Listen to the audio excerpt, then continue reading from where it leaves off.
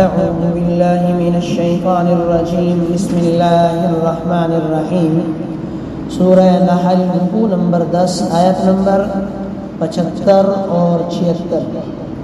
وضرب الله مثلا عبدا مملوكا لا يقدر على شيء ومن رزقناه منا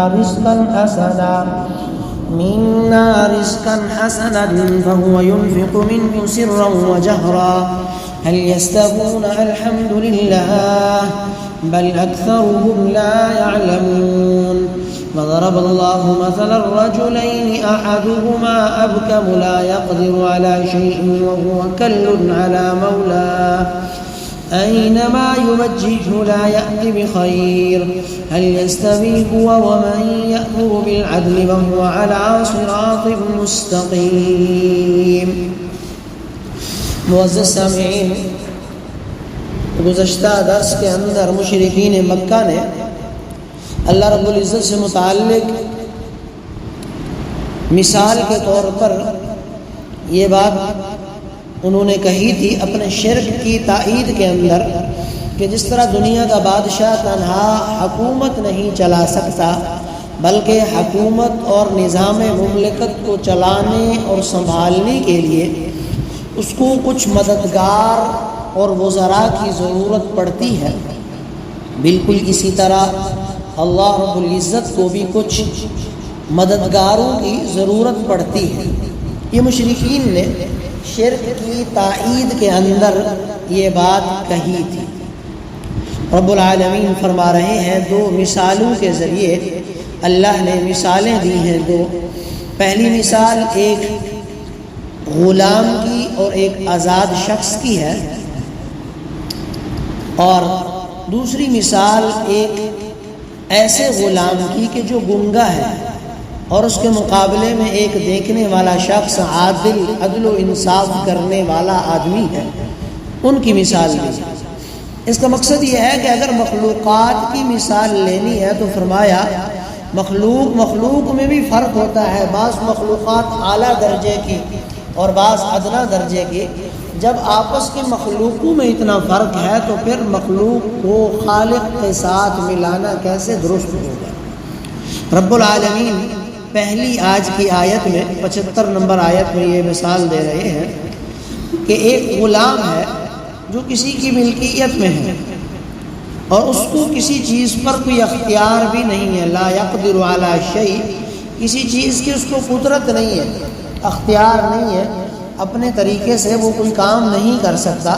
اصل میں غلام جو ہوتے تھے یہ ان کو کسی چیز کا اختیار نہیں ہوتا. بطور سزا یہ غلامی کا نظام شروع ہوا تھا. پہلے زمانے میں جب جنگیں ہوتی تھیں تو جنگ میں جو فاتح بنتا تھا وہ مفتوح قوم کے مرد اور خواتین دونوں کو غلام بنا لیتا تھا. چھوٹی عمر کے ہوں بڑی عمر کے ہوں، وہ سارے کے سارے سزا کے طور پر غلام بن جاتے ہیں. اور غلام کو کوئی اختیار نہیں ہوتا تھا. غلام نہ خریداری کر سکتا تھا، غلام نہ کوئی چیز بیچ سکتا تھا، غلام شادی بھی نہیں کر سکتا تھا.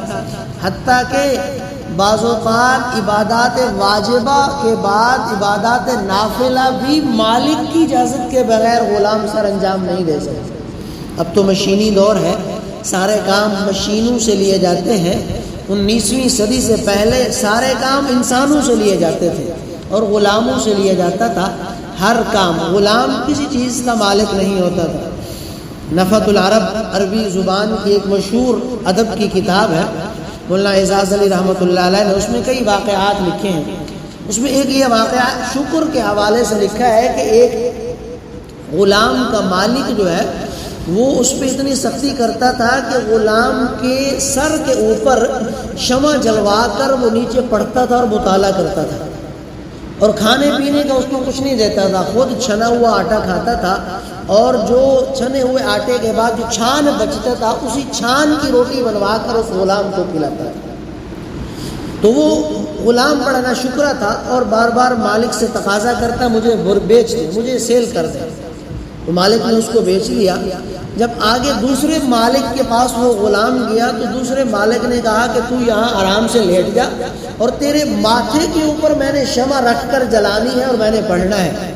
یہ بہرحال شکری کا ایک واقعہ لکھا، لیکن حقیقت یہ تھی کہ غلام اتنے ہی بے دست و پا ہوتے تھے، غلاموں کی کوئی اہمیت نہیں ہوتی تھی، ان کی کوئی بات قبول نہیں کی جا سکتی تھی، ان کی شادی بیاہ نہیں ہوتی تھی، وہ کما کاج نہیں کر سکتے تھے، وہ اپنے مالک کے غلام، جو وہ دے وہی کھائیں۔ حتیٰ کہ حدیث میں رسول اللہ صلی اللہ علیہ وسلم نے فرمایا اگر کوئی غلام اپنے مالک کی اجازت کے بغیر بھاگ کر چلا جائے تو اس کا کچھ بھی قابل قبول نہیں، نہ اس کی نماز قبول، نہ روزہ قبول، نہ حج قبول، نہ زکوٰۃ قبول، یہاں تک کہ وہ دوبارہ واپس آ جائے اپنے مالک کے پاس۔ جہاں یہ بات بھی اللہ کے رسول نے ارشاد فرمائی، وہاں غلاموں کو آزاد کرنے کا بھی حکم دیا۔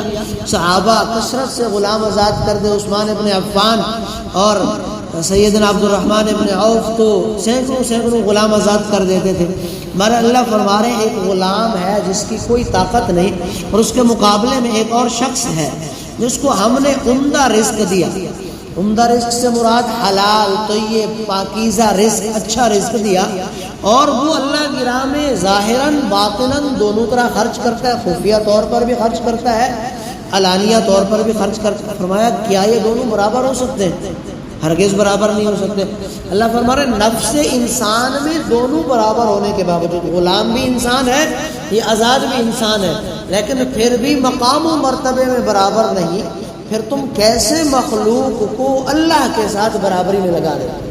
دوسری مثال یہ دی اللہ نے، ایک اور آدمی ہے، گنگا ہے، غلام ہے، گنگا ہے، بہرا ہے، کام نہیں کر سکتا اور اپنے آقا پر بوجھ ہے۔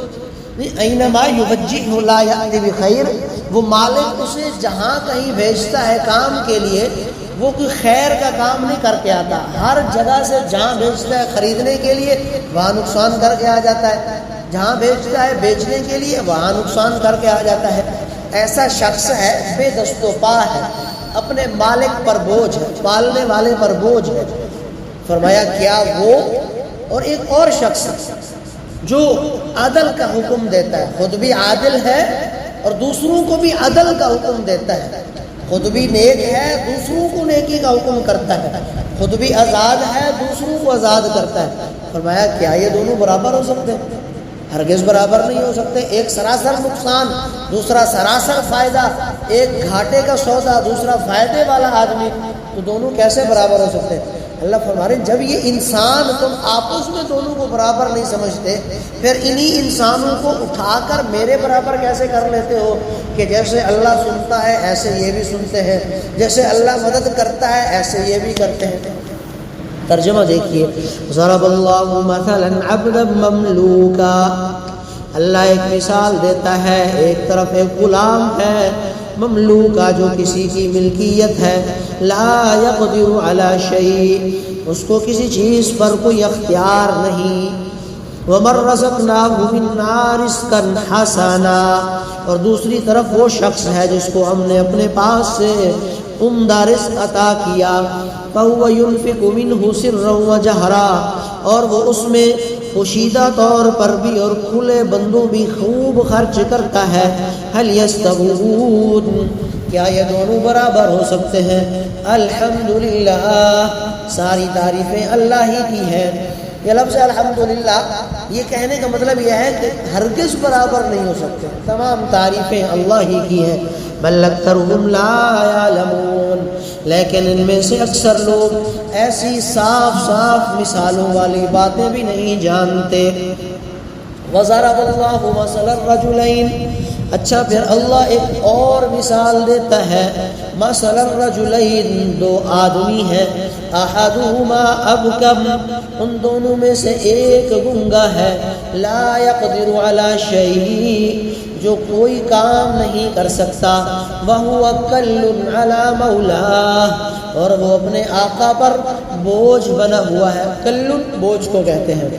اینما، جہاں وہ اسے بھیجتا ہے، اینما یوجہہ لا یأتی بخیر، اسے جہاں کہیں بھیجتا ہے وہ کوئی ڈھنگ کا کام کر کے نہیں لاتا، یا لا یأتی بخیر، کوئی کہیں سے بھی خیر نہیں لاتا، جہاں بھی جاتا ہے کوئی نہ کوئی نقصان کرتا ہے۔